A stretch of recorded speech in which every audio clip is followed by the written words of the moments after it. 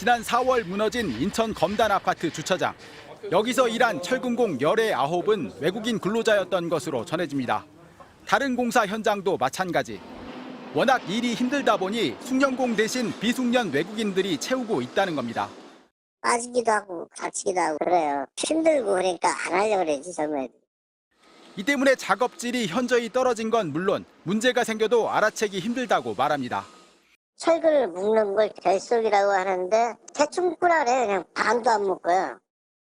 사정이 이렇다면 관리 감독이라도 더 엄격해져야 하는데 현장에선 오히려 관련 인력을 줄이는 추세.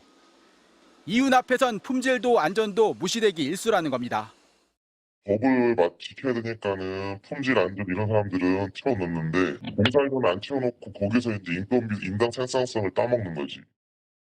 감리 과정에서라도 부실이 걸러져야 하지만 그마저도 쉽지 않습니다. 감시하는 감리관 자체도 그냥 넘어간다는 얘기예요. 감리가 어떤 아파트 경우에 잘 나오지도 않아요. 관리 감독이 소홀한 틈을 타 고의로 빼돌려진 철근이 공공연하게 거래되기도 합니다. 고철업체 관계자는 각종 공사장에서 몰래 빼돌려진 철근이 지금도 적잖이 거래되고 있다고 털어놓았습니다. LH 전직 임원들, 건설회사 높은 임원들, 자기네 가공장으로 유치하려고 엄청 노비를 많이 해. 거기서 철근 빼먹기를 하는 거예요. 그 어느 때보다 철저한 관리 감독 기준 마련이 시급한 상황.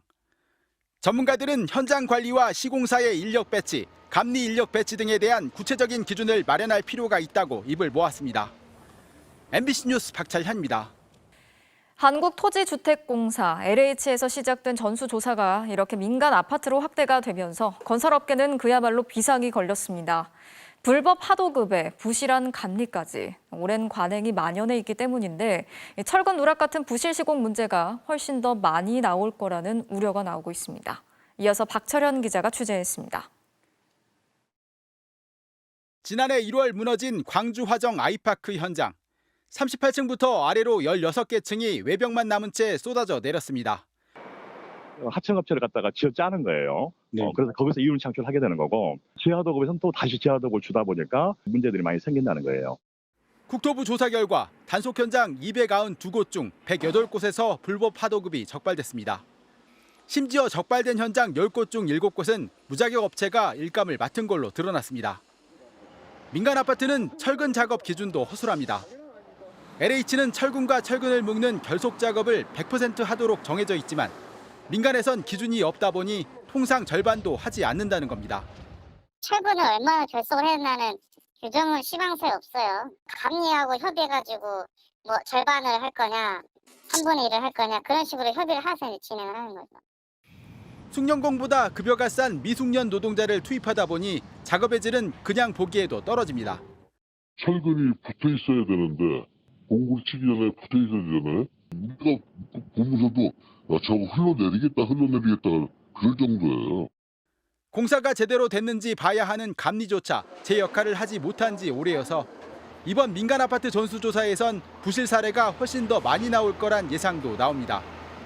감리는 뭐 이제 거의 을 역할이기 때문에 거의 역할을 못 한다고 보게 되면 시공사 마음대로 갖다가 이렇게 이제 공사를 할 수 있는 가능성이 더 많거든요. 이 때문에 전문가들은 무량판 구조뿐 아니라 아파트 건설 현장 전반에 관한 폭넓은 조사가 시급하다고 입을 모았습니다. MBC 뉴스 박철현입니다. 자, 이렇게 부실 시공이 버젓이 이뤄진 배경에는 LH 출신 퇴직자들에 대한 전관 특혜가 있다는 지적도 잇따르고 있습니다. 설계나 감리 업체로 옮긴 퇴직자들이 내부 정보를 파악해서 일감을 얻어내고 LH는 부실 시공을 눈감아줬다는 건데요. 이에 대해 오늘 LH가 이런 관행을 차단하겠다면서 대책을 내놨습니다. 이어서 배주한 기자가 취재했습니다. 철근이 누락된 LH 공공분양 아파트 15곳 중 14곳은 공통점이 있습니다.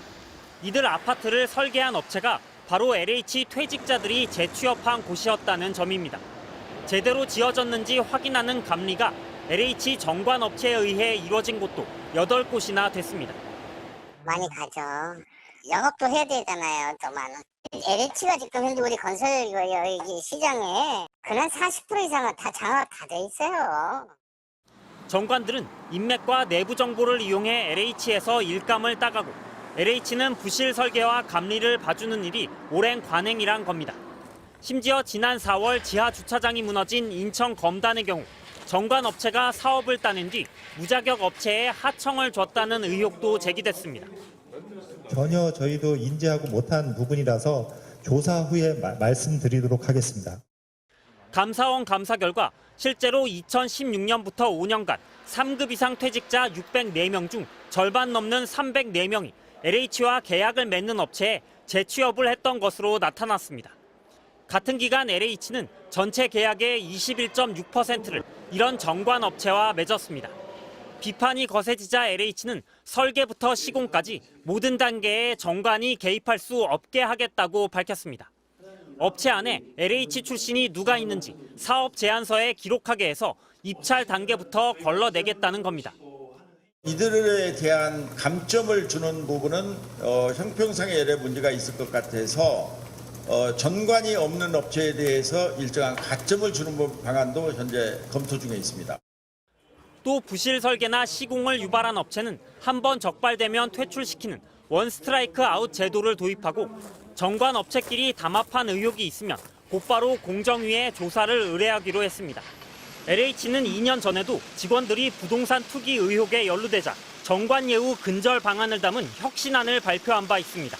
하지만 LH와 정관 사이 유착은 여전해 이번 방안도 얼마나 효과를 거둘 수 있을지는 의문입니다. MBC 뉴스 배주환입니다.